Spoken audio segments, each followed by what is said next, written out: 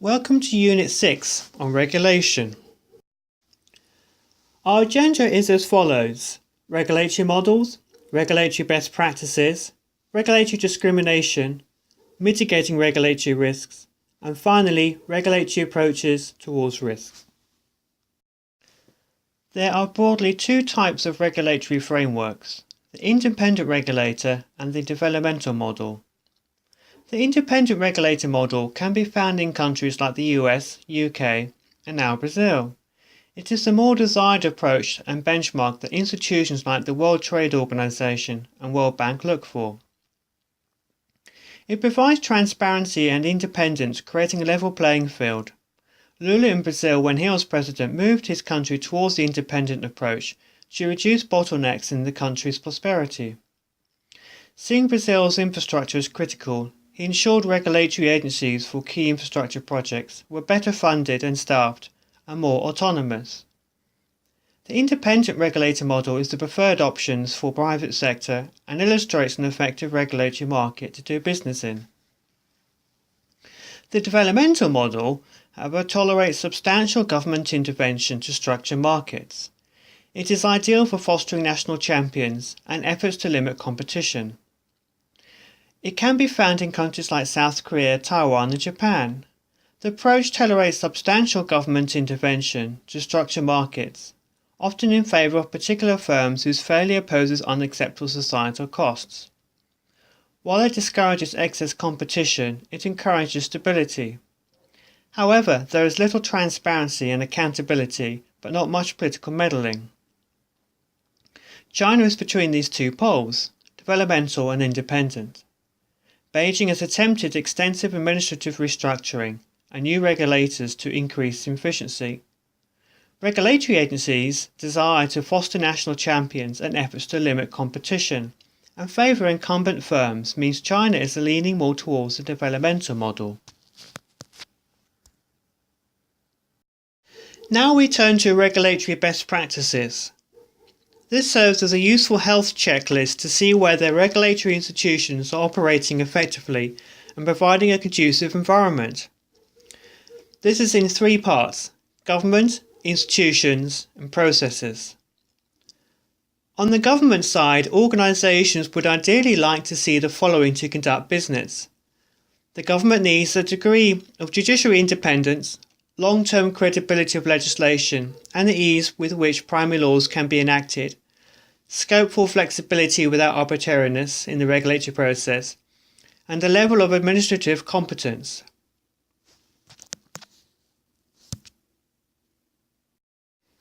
Institutions need clarity of roles and objectives, particularly between ministers and regulators, autonomy, and finally accountability so that regulators' decisions can be challenged in an effective way. Finally, the process requires participation. This requires the relevant parties, including regulatory firms, consumers, and other industry participants, to contribute effectively to the regulatory process. The regulatory process needs to take into account various perspectives and concerns to ensure a smooth running framework. Transparency is required to reduce unfairness or incompetence. Finally, predictability. Firms need to be confident in the rules of the game. It does not help if the rules change regularly, and what one business setup works for one, then the setup then has to change later for when the rules are changed. I would also add effective risk communication. Do it well, and regulatory institutions can increase stakeholders' views of trust, transparency, and accountability in what regulators are doing. On the risk communication note, we now turn to the US Food and Drug Administration's approach to risk communication. The FDA's process looks at three areas: science, capacity, and policies. First is strengthening the science that supports effective risk communication. This includes identifying gaps in key areas of risk communication knowledge, evaluate the effectiveness of FDA's risk communication, and translate and integrate knowledge gained through research evaluation into practice. Capacity needs to generate, disseminate, and oversee effective risk communication. This includes streamlining and more effectively coordinating the development of communication messages and activities, and improving two-way communication and dissemination through enhanced partnering with government and non-government organisations. Finally, policies in communicating risks and benefits. This includes developing principles to guide consistent and easily understood FDA communications, identifying consistent criteria for when and how to communicate emerging risk information, and assessing and improving FDA communication policies in areas of high public health impact. The FDA's approach can be transferable to other regulatory agencies who deal with risk. It's a useful checklist and points to frame discussions to ask yourselves, have you thought of ... and how are we doing on ... or how well are they doing on ...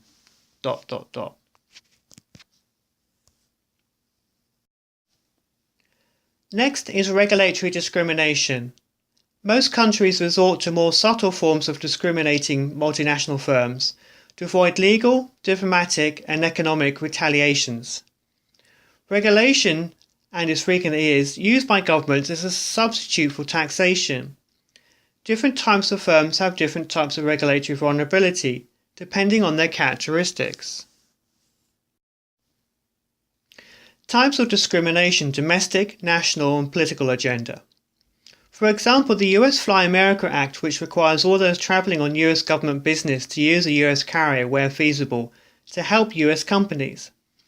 Then there is Russia politicizing oil regulations, which Bremer talks extensively about in his book. Next is local political agendas. For example, how federal systems like states in the US, Germany and India, who wield a lot of influence on taxation. Finally, there are political and social pressures. Panic following a crisis often drives regulation and could be seen later on as going too far. For example, there have been criticisms of the Volcker Rule in the US that requires banks to keep a certain percentage of capital available to prevent banks from running out of money and needing government support. The Sarbanes-Oxley Act, again in the US, requires, following the collapse of Enron, for companies to provide more in-depth and regular audits. And the Basel financial regulations in the European Union. So how can regulatory risks be mitigated against? Here are several options. Lobbying, meetings with key officials, a build, operate, transfer model where relevant. This is particularly suitable for, say, large projects, infrastructure projects, like water treatment plants in Australia, Malaysia, or sewage treatment in Chile and New Zealand, for example.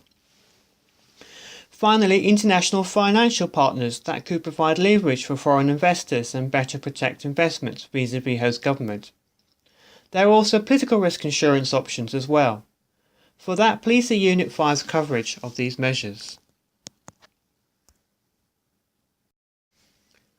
On to regulatory risk approaches. There are two types I want to draw your attention to.